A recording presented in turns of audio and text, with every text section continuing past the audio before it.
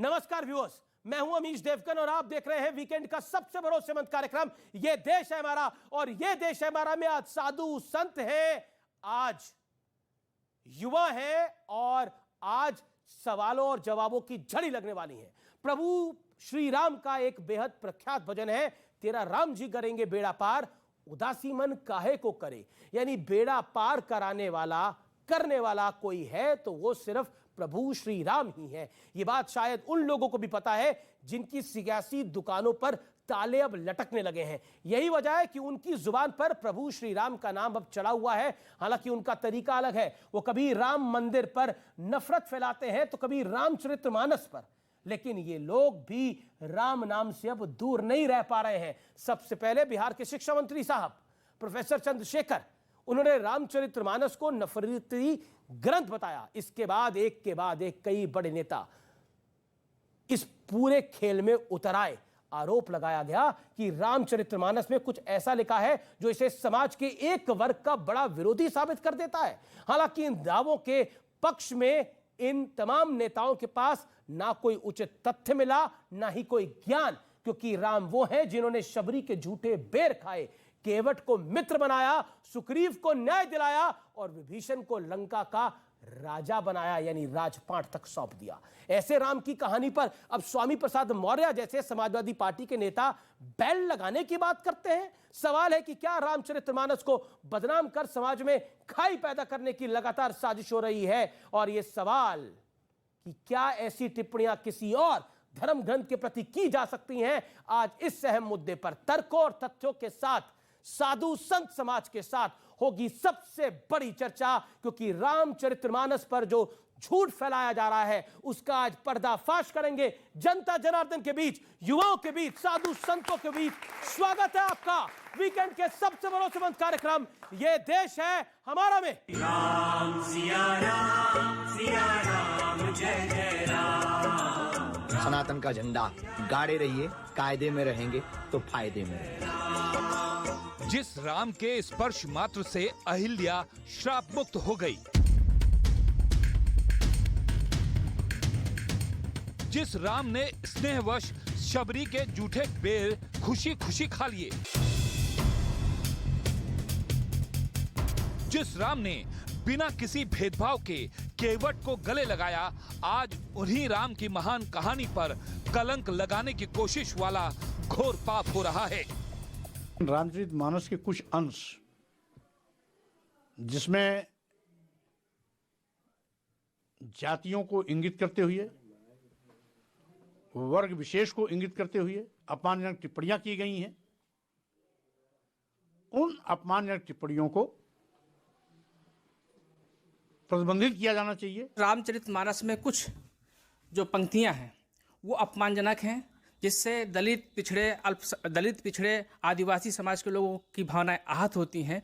या तो उन पंक्तियों को हटा दिया जाए रामचरितमानस से, या रामचरितमानस को पूरी तरीके से बैन कर दिया जाए। नीच जाति के लोग शिक्षा ग्रहण करके जहरीला हो जाते हैं, जैसा कि सांप दूध पीने के बाद होता है। इसी चीज को कोट करके बाबा साहब अम्बेडकर ने दुनिया के लोगों को बताया, ये जो ग्रंथ हैं नफरत को बोने वाले, एक युग में मनुस्मृति, दूसरे युग में रामचरितमानस और तीसरे युग में गुरु गोवलकर का बंच ऑफ थॉट, ये दुनिया को हमारे देश को, समाज को नफरत में बांटती है।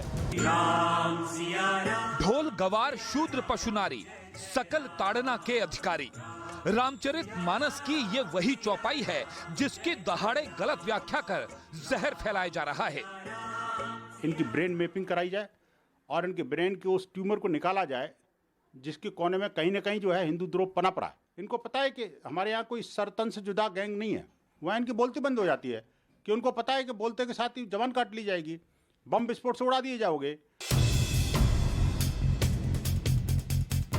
सवाल है कि क्या किसी और धार्मिक ग्रंथ के साथ ऐसी छेड़छाड़ की हिमाकत कोई कर सकता है। सवाल यह भी कि रामचरितमानस के प्रति ऐसी घृणा फैलाकर क्या किसी राजनीतिक साधना की सिद्धि वाली कोशिश हो रही है। जोरदार तालियों के साथ स्वागत करिए। और मेरे साथ एक खास मेहमानों की लिस्ट है आज बात करने के लिए। सबसे पहले डॉक्टर सुधांशु त्रिवेदी भारतीय जनता पार्टी के ओजस्वी प्रवक्ता हैं, राज्यसभा के सांसद हैं, साथ ही सनातन धर्म के ज्ञाता भी हैं। आपका अभिनंदन है। मेरे साथ सुब्राष्ट्रा जुड़ रही हैं, उनका अभिनंदन है, जो कि जानी मानी लेखिका है, मॉडर्न इंडिया को रिप्रेजेंट करती हैं। मेरे साथ स्वामी दीपांकर है, आध्यात्मिक गुरु हैं, उनका अभिनंदन है। मेरे साथ इस चर्चा में दिनेश दास है, जो कि पादरी है, उनका स्वागत है। मेरे साथ इस चर्चा में शोहेब जमई है, राजनीति में भी रुचि रखते हैं और मुस्लिम विषयों में भी प्रखरता से अपनी बात को रखते हैं। मेरे साथ मौलाना साजिद रशीदी हैं, उनका अभिनंदन है। मेरे साथ रित्वेश्वर जी महाराज हैं, सदगुरु, उनका अभिनंदन है। तो आप तमाम लोगों का स्वागत है। लेकिन आखिरकार डॉक्टर सुधांशु त्रिवेदी, इस चर्चा की शुरुआत में आपसे करता हूं, आखिरकार ये शुरू क्यों हुआ? एक वर्ग का कहना है कि ये खाई पैदा करने की एक बड़ी कोशिश है साल 2024 के चुनाव से पहले।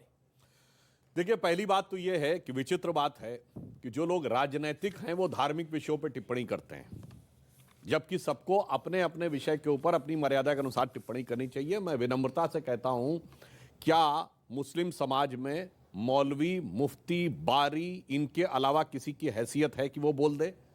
या क्रिश्चियनिटी में आर्क बिशप, कार्डिनल, फादर, इसके अलावा किसी की हैसियत है बोल दे? यहां बोलते हैं तो साफ हो जाता है राजनीतिक उद्देश्य से बोल रहे हैं, कोई सामाजिक सांस्कृतिक उद्देश्य नहीं है। राजनीतिक कारण यह है कि जब जातियों में विभाजित हिंदू समाज में एकता दिखने लगे तो काल नेमी की तरह बहुत से लोग आ जाते हैं कि राम का काज पूरा नहीं होना चाहिए, बिखराव दिखाई पड़ना चाहिए। शोहेब जमई, आरजेडी के एक मंत्री ने इस प्रथा को शुरू किया, रामचरितमानस को पर दोषारोपण करने का, और वो प्रथा इतनी बढ़ गई कि समाजवादी पार्टी के नेता कह रहे हैं कि रामचरितमानस जैसे पवित्र ग्रंथ को बैन कर देना चाहिए। ये मैं नहीं कह रहा, उनकी बाइट को मैंने सुनाया। क्या कहना चाहते हैं? 50 सेकंड आपके। मेरा मानना यह है कि मुस्लिम समाज के किसी भी व्यक्ति को जो प्रमुखता से टेलीविजन चैनल पर देखते हैं, इस पर किसी तरह का कमेंट करने की जरूरत नहीं है। बल्कि मैं ये समझता हूं कि जब संदर्भ की बात होती, मैं अभी सुधांशु जी से यही डिस्कस कर रहा था कि जिस चौपाए का जिक्र है सकल ताड़ना के अधिकारी कि वो जो संदर्भ है, तो अगर यहाँ संदर्भ है तो इसी बात को आपको समझना पड़ेगा कि जब कई प्रवक्ता जब यहाँ पे टेलीविज़न पे आकर के कुरान की व्याख्या कर देते हैं बिना कुछ जाने अज्ञानता में, और बिना संदर्भ के वो कह देते हैं कि देखो जी ये तो कुरान में काफिर के बारे में लिखा है, जबकि हम कहे कि भाई संदर्भ भी समझिए कि एक जंग हो रही है और वहाँ पे ये कहा गया कि उस पॉइंट पर आपने जंग लड़नी। जैसे अर्जुन, श्री कृष्ण ने अर्जुन को उपदेश दिया कि भाई आप जंग में यहाँ से अपने चचेरे भाई के खिलाफ भी लड़े, ठीक उसी तरह कुरान में ईश्वर की वाणी की तरफ से एक संदर्भ में कहा गया कि वहाँ पे लड़े। इसका मतलब ये नहीं है कि मुसलमान सब जगह ये कर।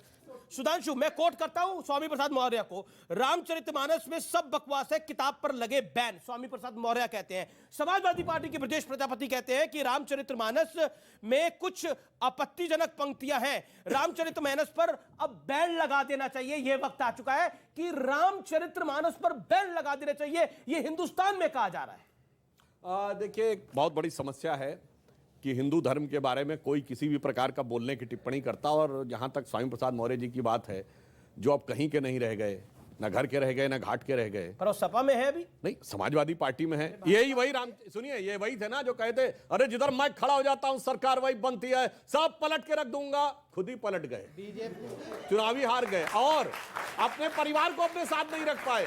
तो मुझे लग रहा है विक्षिप्तावस्था में दिया गया एक विक्षिप्त नेता के राजनीतिक बयान को बहुत गंभीरता से नहीं लेना चाहिए, क्योंकि तमाम प्रकार के ऐसे लोग हैं जो राजनीतिक बियाबान में बहुत दिनों तक आपके माननीय थे, बुरी तरीके से विक्षिप्त हो जाते हैं। तो ये उसी प्रकार का उनका दिया गया बयान है। लेकिन बाहर गए तो रामचरितमानस को बैन करने की बात करें, यहाँ राम राम कर रहे थे, मगर मेरा यहाँ राम राम कर रहे थे, पार्टी बदल सकता है, ये राम राम कर रहे थे, यहाँ राम राम कर रहे थे। आदमी पार्टी बदल सकता है, विचार नहीं बदलेगा। विचार उनके भी आप पहले दोनों में मेरा सवाल देखिए शोएब भाई, आप अपनी टर्न पे, मेरा सवाल सिर्फ ये है कि वो अखिलेश यादव जिन्हें मैंने नहीं देखा इस तरह का चीट, इस तरह का क्रिमिनल माइंड पूरे जेल स्टाफ को ब्राइब कर देगा। मैं सोच भी नहीं सकता था गवर्नमेंट फंक्शनरी को इम्पर्सनेट करता था, आवाजें बदलता था। टारगेट भी बहुत पावरफुल, धनवान लोगों को करता है। ये एक ही चीज से रुक सकता है, अगर आप इसकी जीभ काटें। न्यूज चैनलों के इतिहास में पहली बार न्यूज 18 इंडिया की web series FIR number 208 streaming 3rd February 9 PM